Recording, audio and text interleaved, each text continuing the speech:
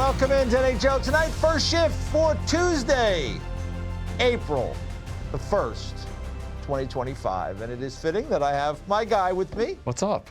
Kevin Weeks. Great to be back How's with your you. leg? You're dealing with a significant leg injury. It's You have significant. surgery. Yeah. You're propped up. Propped up, like a prop bet. Appreciate you asking. Feeling better, coming along a bit ahead of schedule. Got all really of the sutures out today, all 8,055 of them. Oh, God. Yeah, so they all came out today. They took them all out today. Shout out to the PT team, Michelle Rodriguez PT team in New York City. They're doing a great job. So coming along. You'll be ready for the postseason. I'll be ready for the postseason, even with a limp or a gimp or maybe a little bit of a hop. You'll battle. I'll be there. You'll battle through. And of course, JD, I always like to bring JD. We have to bring I was in here yesterday, and JD wasn't here. There he is. Oh, JD. Look at this guy playing through injury.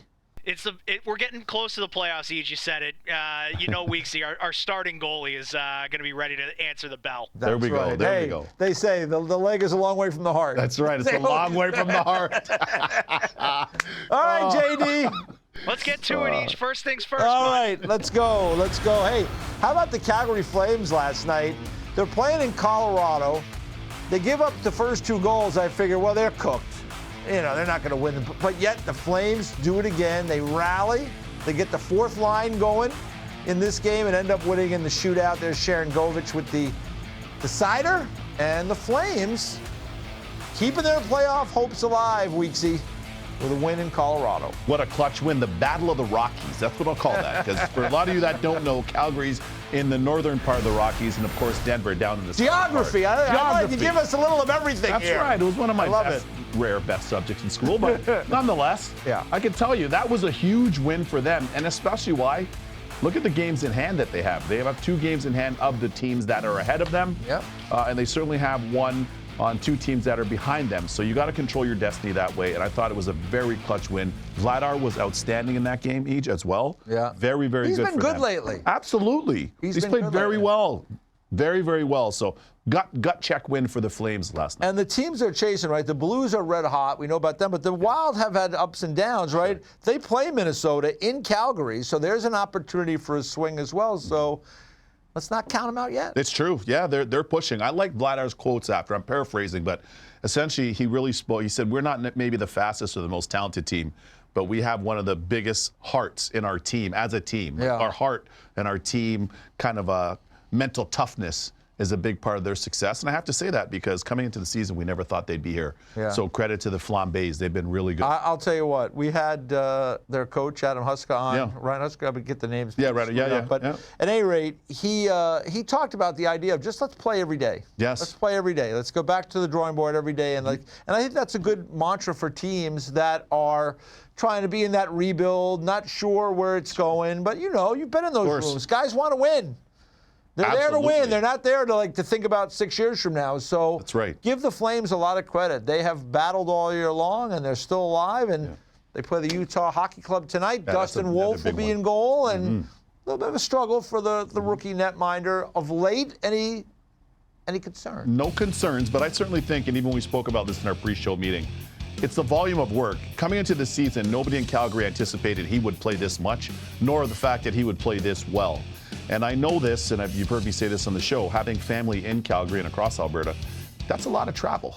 I can tell you that firsthand. We saw it last year in the Stanley Cup final. That's right. That's a lot of travel, and it certainly takes its toll. So, yes, he played at the American League, 2-time AHL Goalie of the Year. They're in Calgary for the Wranglers, yes, AHL. However, now he's doing it on the big stage at the peak of the mountaintop. That's the National Hockey League.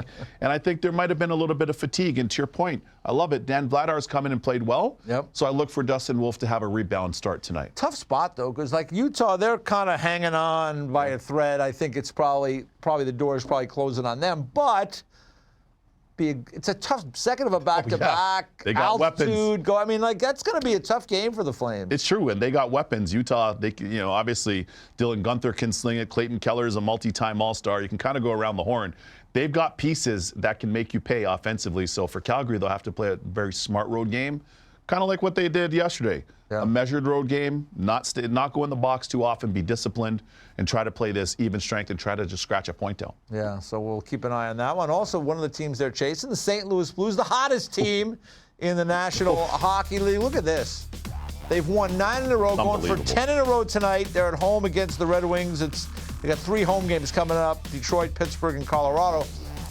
I mean, that's crazy. I mean, to outscore your opponents basically 3-1.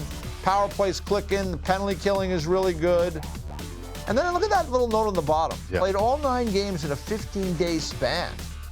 That's wild. Lace them up. What is that like? Is that like the is that the tournament schedule? Like Yeah, that's right. You're That playing is like like the 5 tournament. games in 3 days. 5 games in 3 days. Crazy. It's crazy, and you know this as well with your son being on the circuit. You've come through it, but your son coming through the circuit,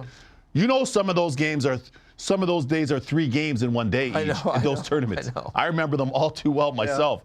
But that being said, 9 games in 15 days. 9 and 15 in the National is a hefty schedule.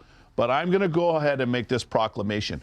Early in the season, sitting here right next to you on your news show, I said, I think the Blues could be disruptors in the West. We were Remember agreeing. this? We agreed. Remember this here? Yeah.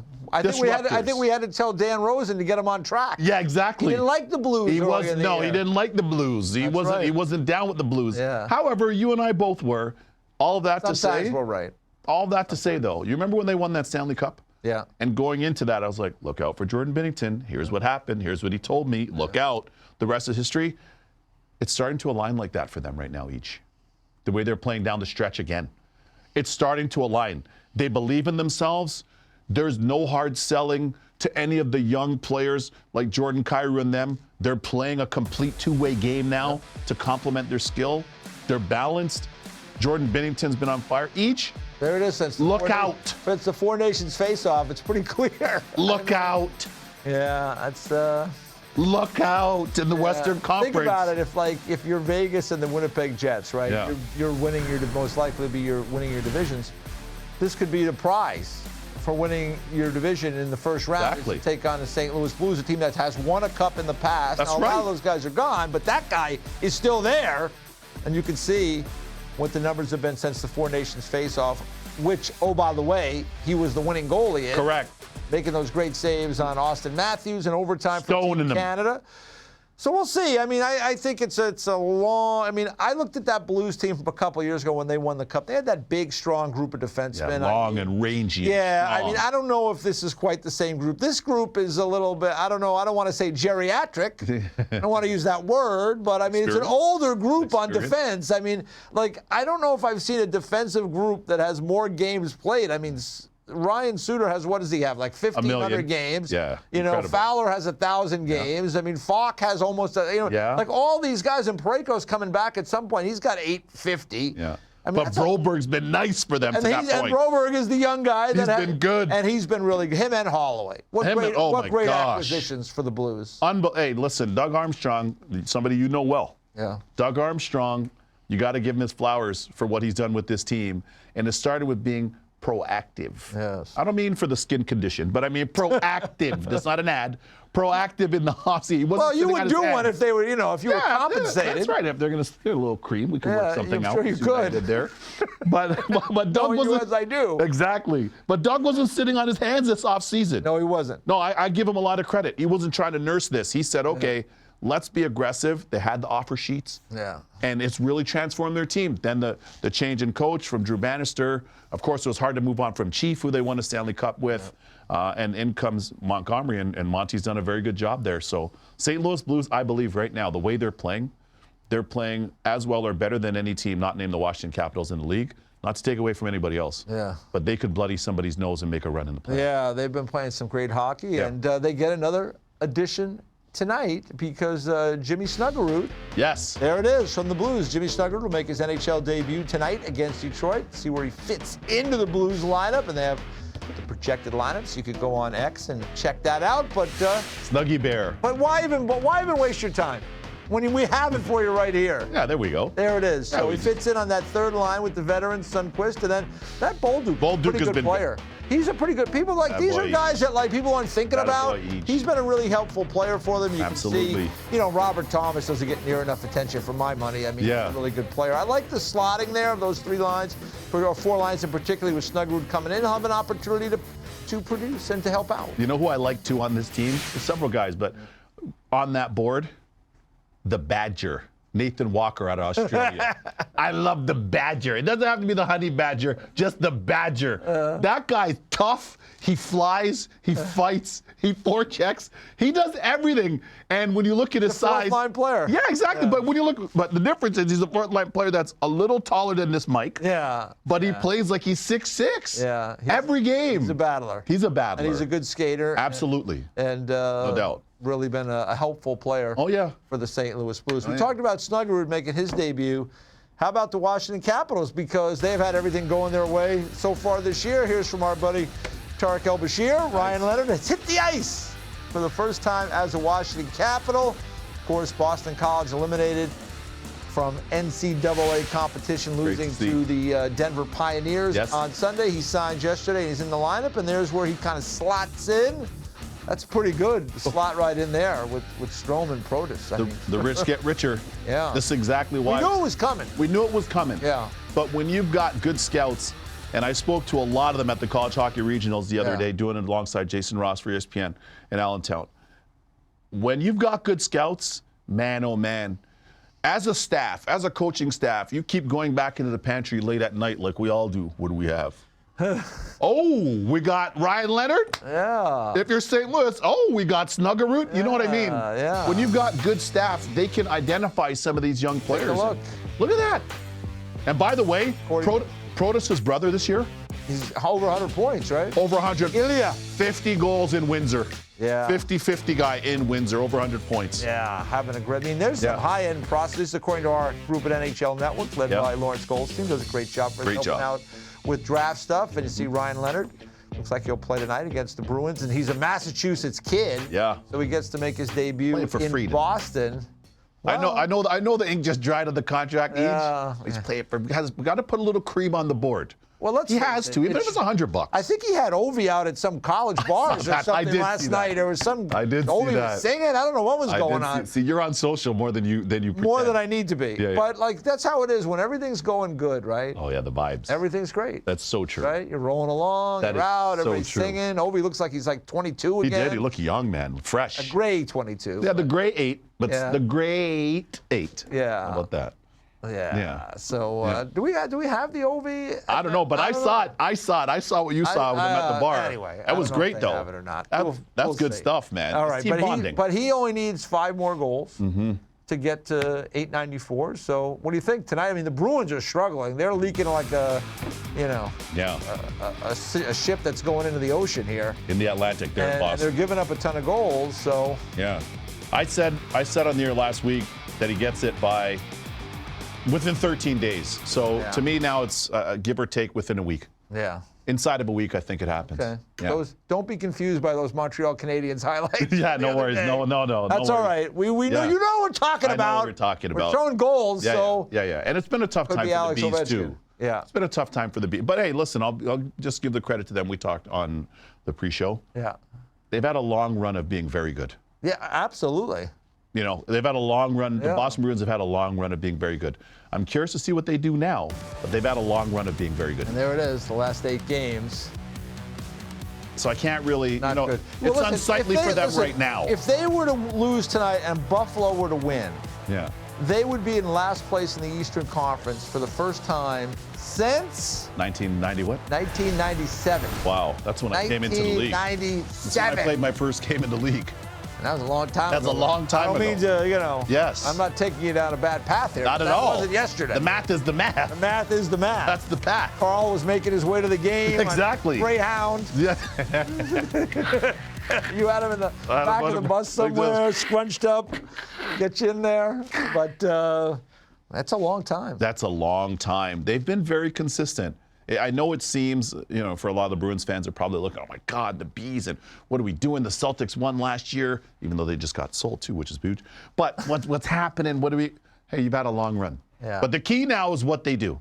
Because I feel like this year there were a lot of self-inflicted wounds that we talked about And they'll have from the start of the season. Yeah, they'll be, obviously there's going to be changes, and Yeah. we'll see what they do in terms of new coach. It's likely they'll go down that path, so we'll see what happens. They still got Pasta, they still got McAvoy getting back healthy, hopefully, and Swayman, so still got a good group of players there. We'll see what they decide to do. Let's talk about their rival, the Montreal Canadiens. We'll get to them now. I mean, I did their game against, there it is, against the Florida Panthers on Sunday afternoon. You know, they have beaten the Panthers all 3 times they've played them, and they play them again tonight in Montreal. It's their 4th and final meeting, looking for the season sweep. You know, matchups are crazy sometimes, and the Canadiens just feel comfortable playing against the Panthers. You can see right now they're in that playoff spot by virtue of tiebreaker over the New York Rangers.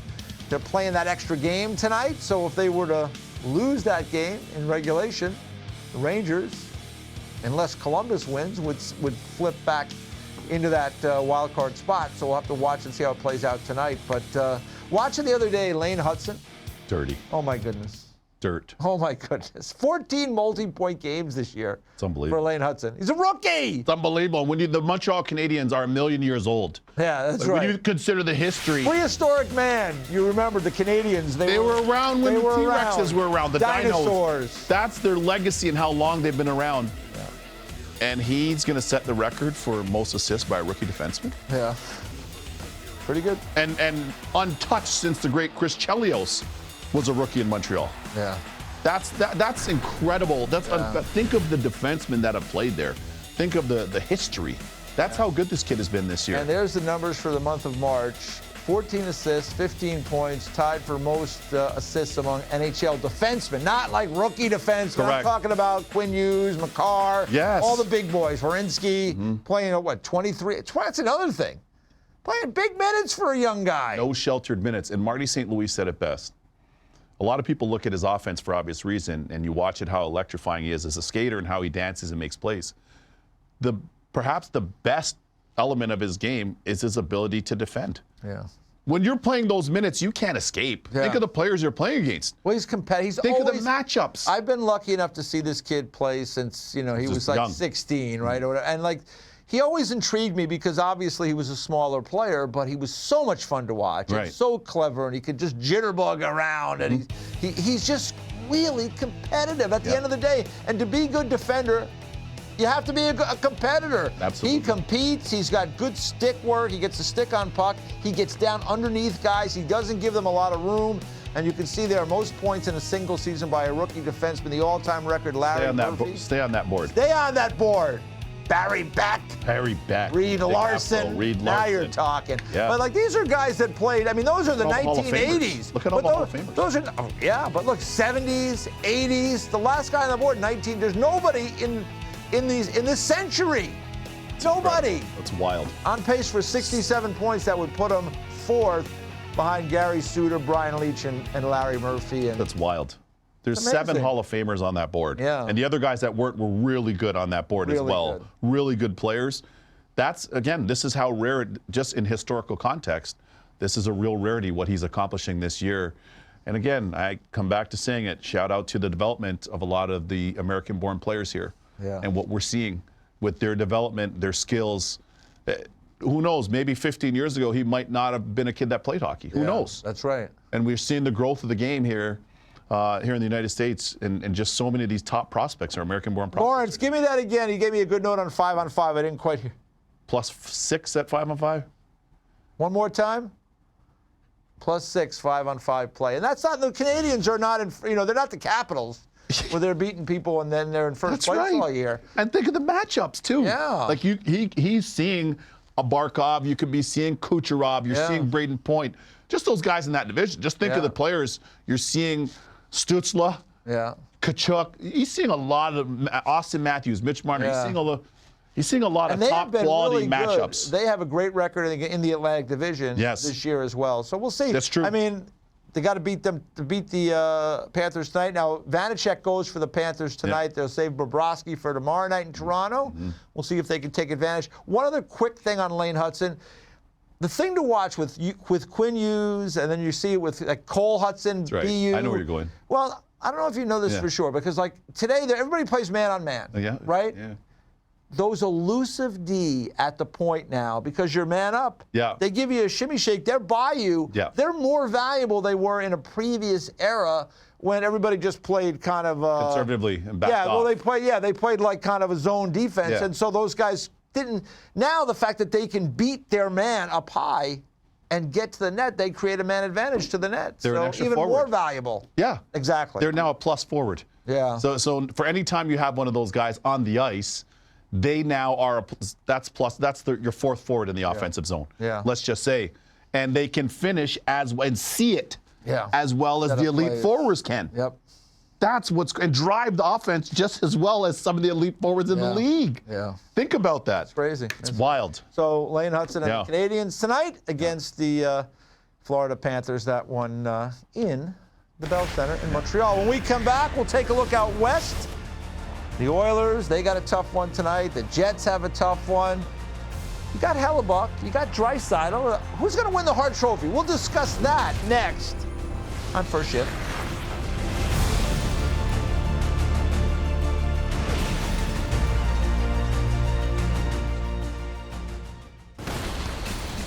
Here is a peek at the Western Conference playoff picture, and up at the top, there's been some teams that have played well this year. The Jets have played some great hockey.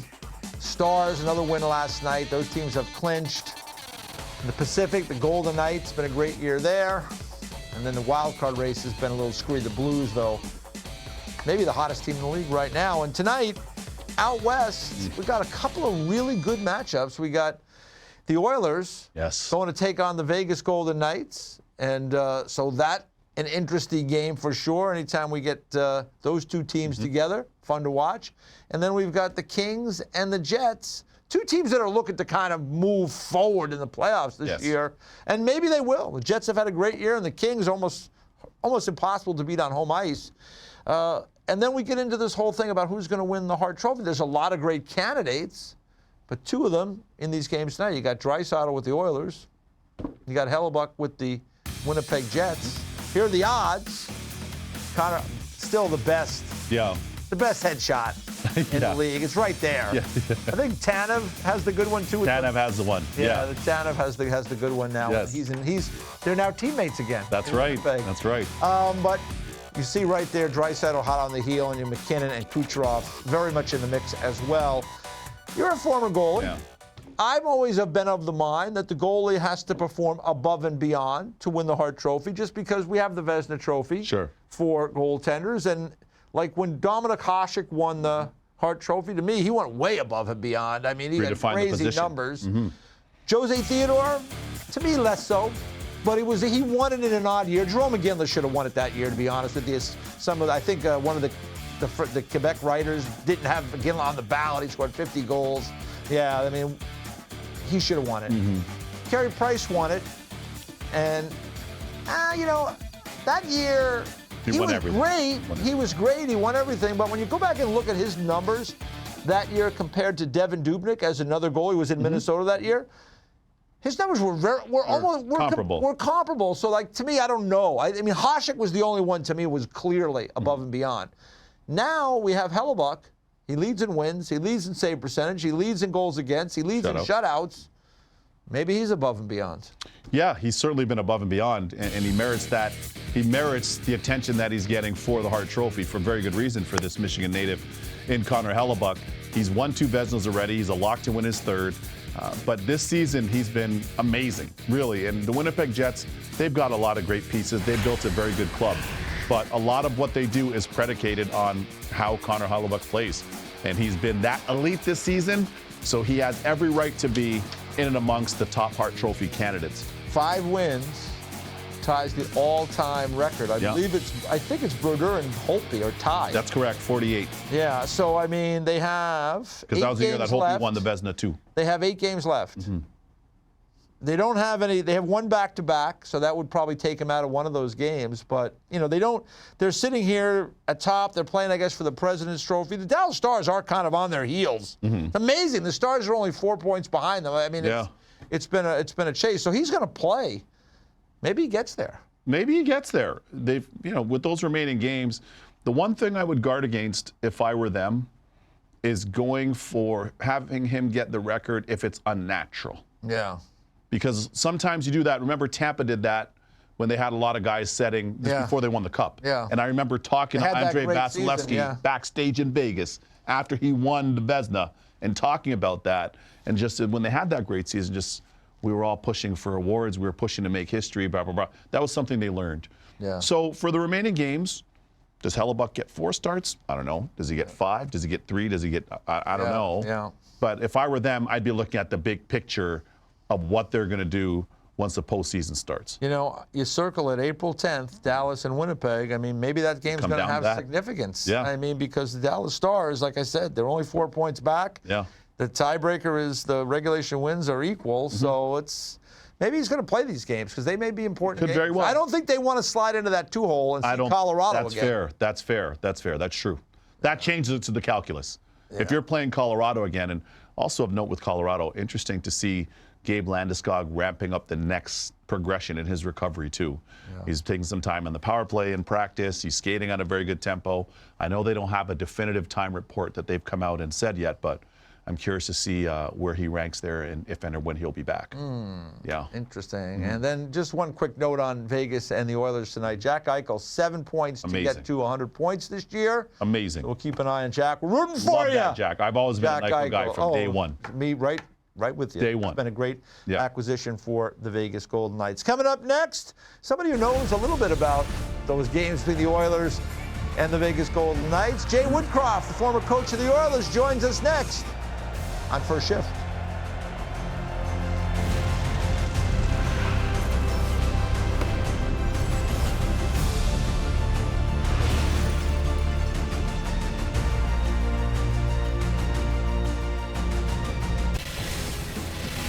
Little tweet here from NHL PR.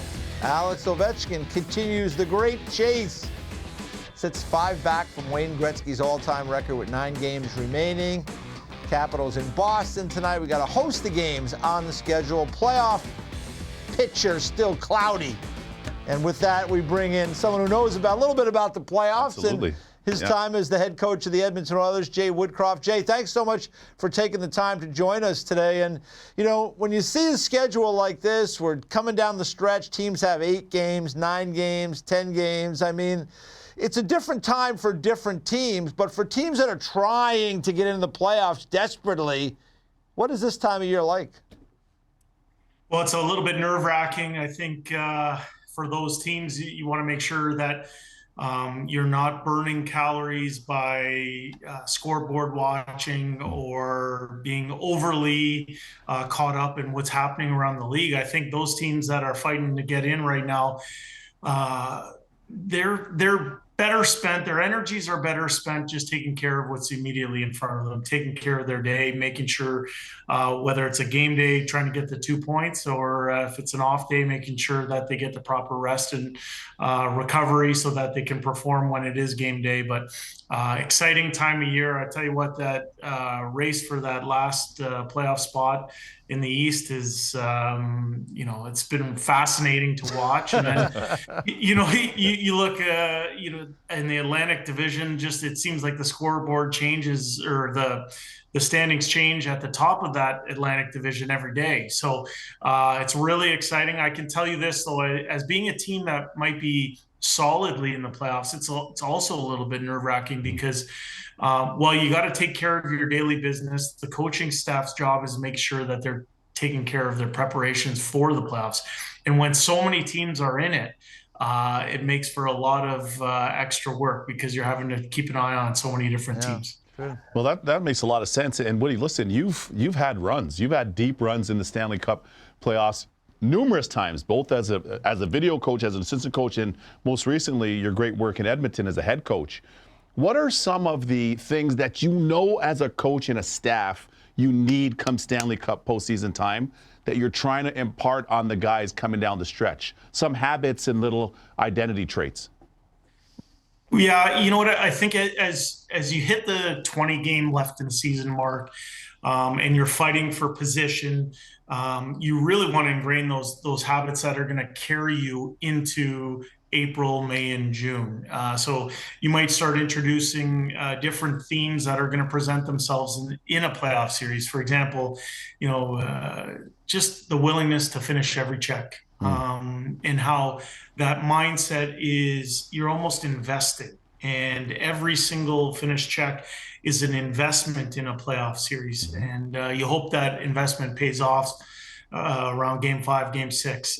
You want to talk about scoring the types of goals that get scored in the playoffs. The fact of the matter is that the playoffs come down to fighting for time and fighting for space, and there's not a whole heck of a lot of room out there. So I think the best teams are the ones that are ingraining those April, May, and June type goals that do get scored in the playoffs, but they're ingraining that mindset, as the season wanes down here. And I can tell you what, and just for me watching the stretch run, I'm so excited for the playoffs because I think the playoffs are going to be some great hockey to watch. Yeah, it's going to be crazy as it always No is. doubt. Some of these divisions, it's going to be even crazier with the matchups that are going to take place. Jay, I wanted to ask you about Leon Draisaitl. I mean, you had him for a couple of years there with the Edmonton Oilers. He's up over 50 goals again. He missed a little time. He's back at it, but he has been such an important piece of the puzzle. Obviously, Connor and Leon,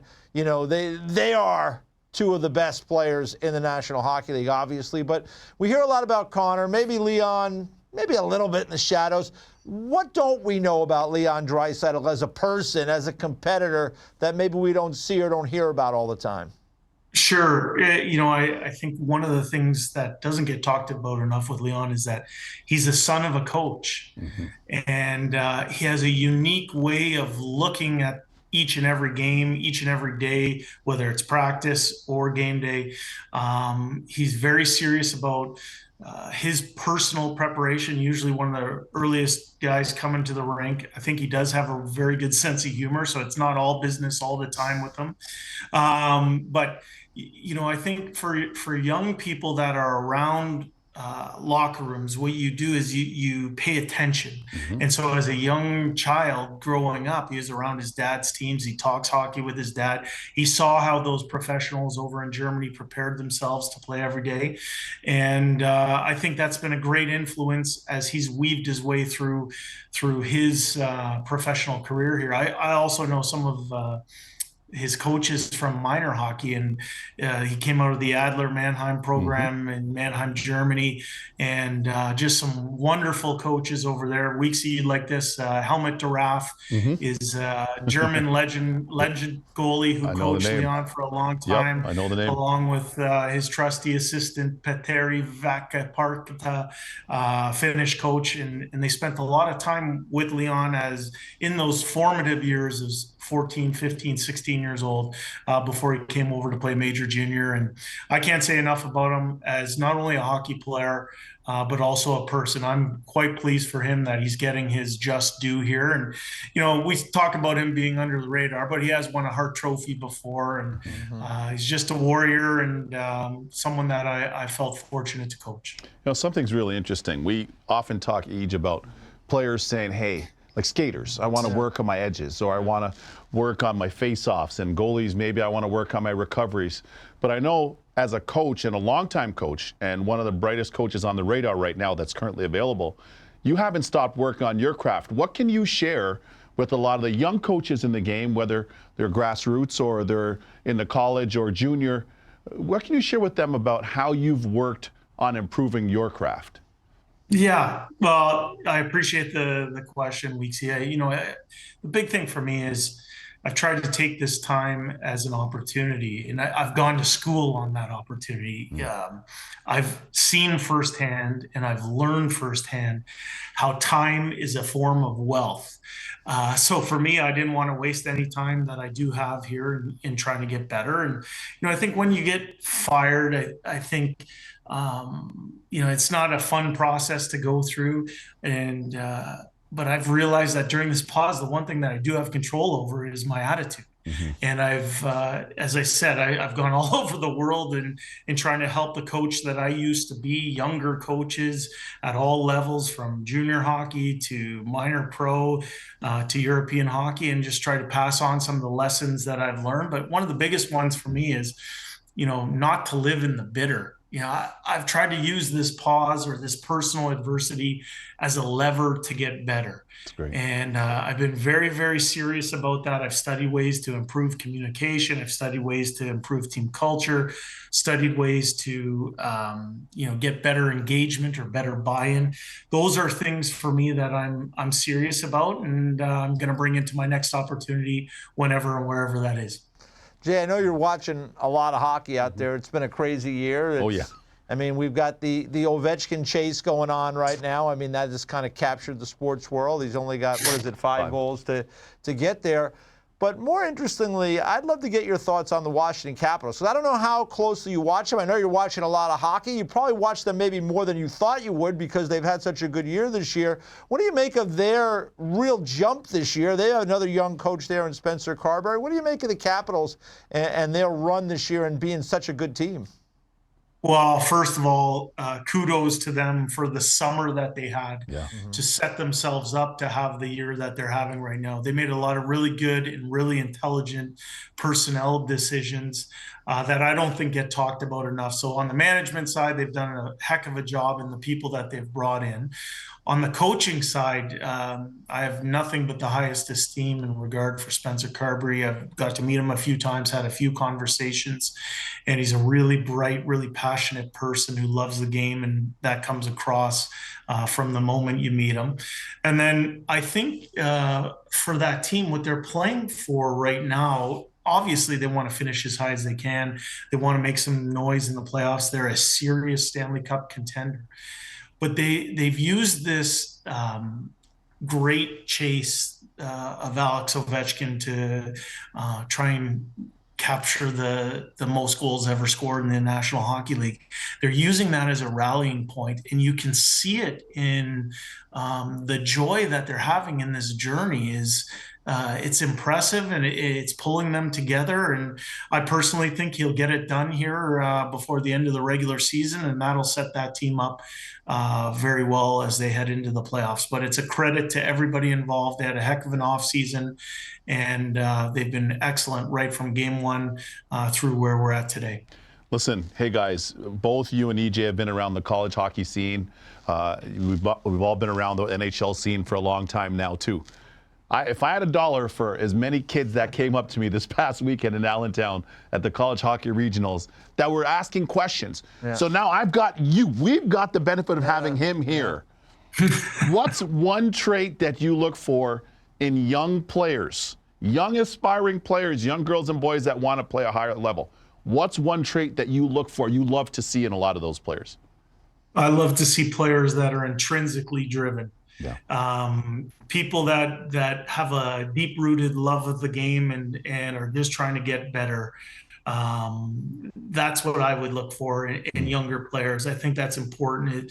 I don't think you can fake passion. And I know that in being around some special teams, you mentioned them earlier, and in Detroit, San Jose, and certainly Edmonton's organization in both Bakersfield and Edmonton, I've had the privilege to be around a lot of really good players. And those players all demonstrated an internal drive that sets them up for success. It's almost they're not going to work every day. They're enjoying and loving what they're doing. And as I said, when you have that type of passion, there really is no limit on your potential. Awesome. Jay, thanks for those words. We really appreciate it. And thanks for the time today. I'm sure we're going to be seeing you behind one of these benches at some point soon. So enjoy the rest, because I know how these gets with these coaching jobs. It's a tough job. I always say it's one of the toughest you can find. Doubt. But Jay, thanks for the time today. We'll talk to you soon. Guys, I really appreciate you having me on, and wish you a great show today, and as the season heads into the playoffs here. Thanks, Woody. Right. Appreciate you, man. Jay Woodcroft, former coach of the Edmonton Oilers. To check back with them in the playoffs. Yeah, absolutely. As we continue on, coming up next, the parlay. JD, Ooh. Can he connect again? Is he ready? And does it involve that guy? That's next on First Shift.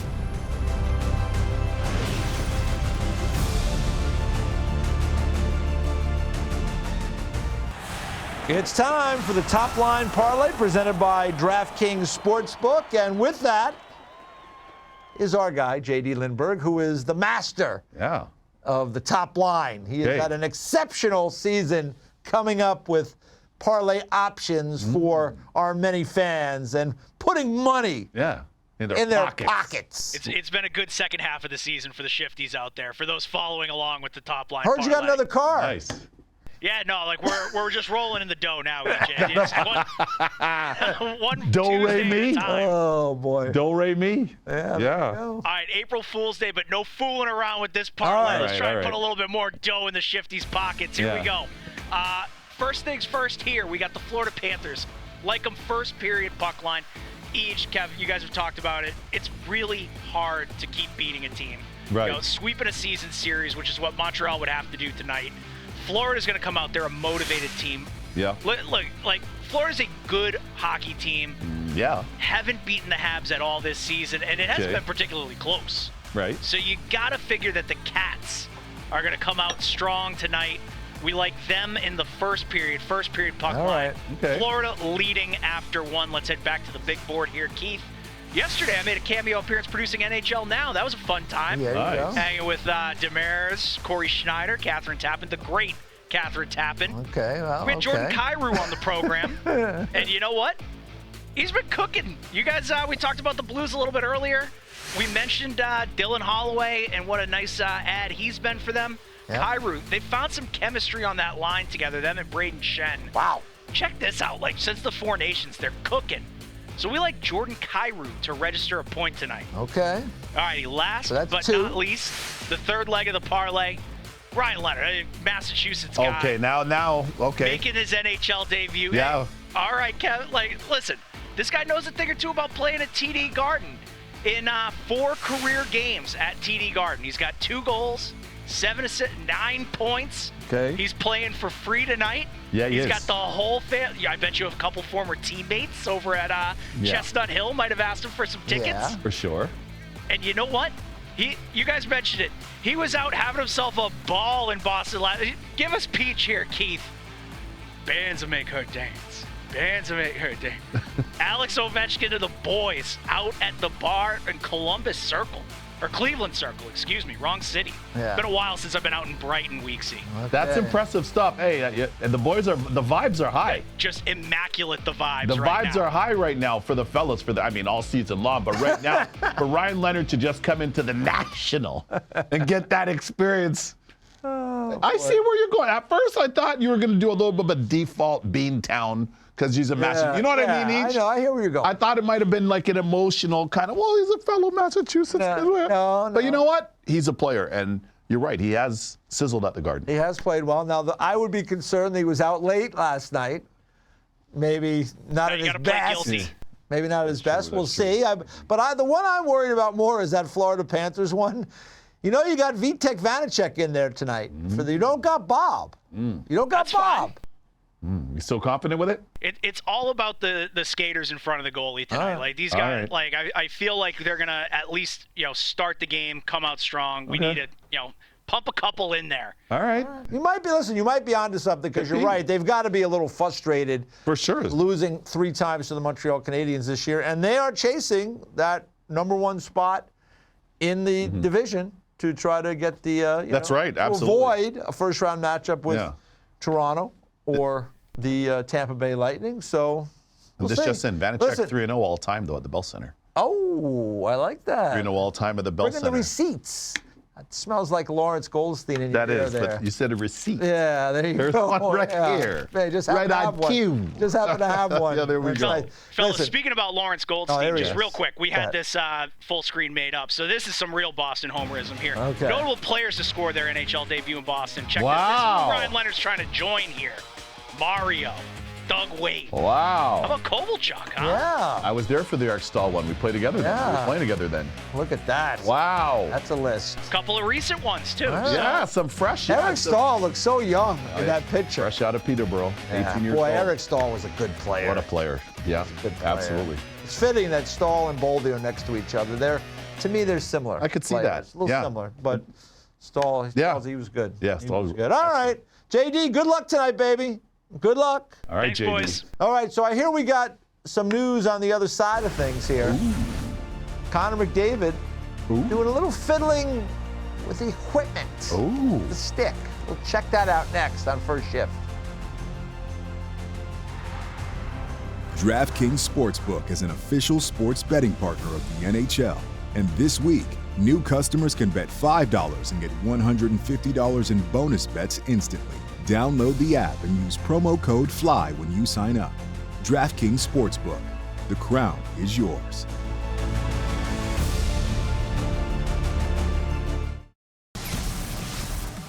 Got a video from Mark Spector today, who covers the Oilers up there. He's at Vegas. Look at McDavid joining the team for a skate, non-contact gray, so working his way back. Hopefully Connor will be back in the lineup soon. You know, everybody wants to be an insider these days. They want to be like you. And like, here's our producer, JD. Apparently he's been working the phones. He says, I'm hearing Connor McDavid has been intrigued by the Yankees' success using torpedo bats this season. They've had 15 homers, 3 games. 97, apparently, according to JD, is experimenting with a new stick design, and he's got, I would imagine, an exclusive photo. Holy smokes. Whoa. Now, that is the torpedo. I don't know if that's legal. I mean, I don't know if that's going to be legal. Hey. But listen, he's locked in. JD's dialed in. He's very close with Connor. He is? He's very close with Connor, apparently. So yeah. There it is. We'll see. We'll see what happens. But, you know, when you're an insider and you go with things like this, you take a risk. You take a risk. Maybe right. Great. You get the kudos. That's right. Wrong. You get the goat horns. You get buried. Yeah. You know how it is. Absolutely. Absolutely. Yeah. Wow. Do you think, let me ask you this. We look at that. Yeah. Do you think that maybe this is a prank? Yeah. It is April Fool's. It is April Fool's. Come on. Come on, people. All right. The prank. And those are legal in MLB, by the way. The torpedo bat. They are. Yeah, I'd love to see the torpedo stick in hockey. Well, we already had that. We already had that with the composites, the aluminums. That's right. We were already ahead of it. Jamming that stick blade. We already ahead of it. Torch. I remember when guys started. That wasn't too dangerous. Yeah. Morning skate. It's always good to give young kids a torch. Yeah, exactly. Never a good idea. All right, listen. Yeah. Happy April Fool's Day to everyone. NHL Now is next. Love you. For the great Kevin Weeks, I'm EJ. We'll see you tomorrow. Have a good night.